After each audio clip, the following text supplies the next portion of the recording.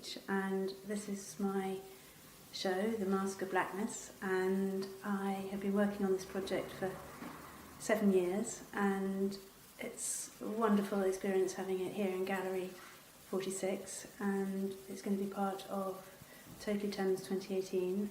Everything relates back to my relationship with rivers and connecting rivers to the imagination.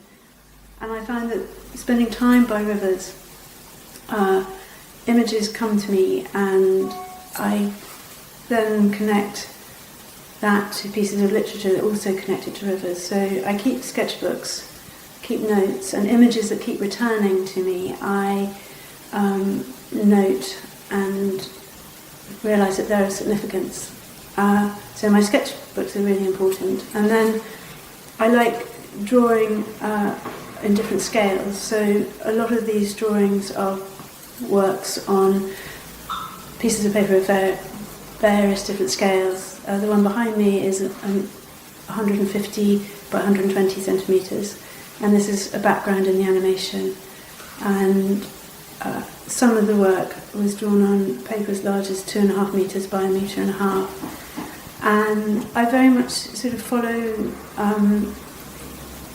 what feels right at the time. And I really didn't know for the whole 7 years that I was working on the animation quite when it would be finished or what would come next. And very often I'd work on one series and then something would inspire me and I'd be drawn to that. And it probably makes more sense when you actually see the images, but there's various different motifs in the work. There's a grey seal called Hermes, and he very much has the ability to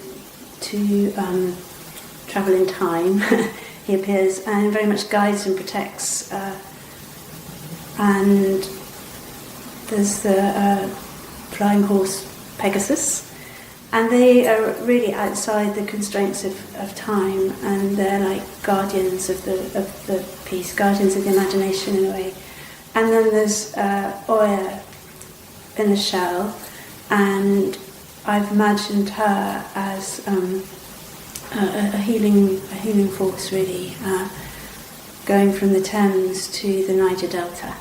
And within all this, I'm observing two pieces of literature, The Heart of Darkness and Masque of Blackness, and they both are either narrated or performed by the Thames, 300 years apart, both about West African rivers, both looking at darkness, moonlight, transformation, and I've woven them very loosely together.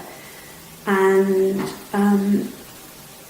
really within all this, I'm looking at how rivers connect to the moon and to ourselves, and how hopefully when people experience the drawings and the animation together, they will be able to project their own experience onto the work and have their own interpretation of it. And I hope I've kept it open enough for that to happen. But for me, it's been a work of real love. Well, I was very inspired by an artist called William Kentridge, and he is really sort of looking at the territory between a still image and a moving image, and where time is in that relationship. For example, when you look at a still image, time belongs to you. You can look at it for a second or 30 seconds or whatever, but when that image moves, then time belongs to the image, and therefore the image has more power. And I was thinking of that drawing and rubbing out as like a palimpsest technique. So basically, some of the images are drawn and rubbed out, and I keep the camera fixed on a piece of paper and draw and rub out, and then I put it together in the computer.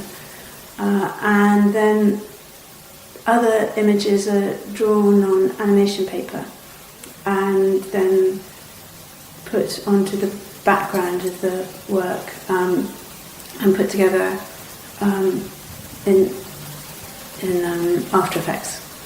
And so there's sort of several different, I'm combining different animating techniques and really kind of thinking of it more as a moving drawing and trying to keep that alive. It doesn't have a sort of like a sense of complete consistency to it, but everything is hand drawn, and there are thousands of drawings.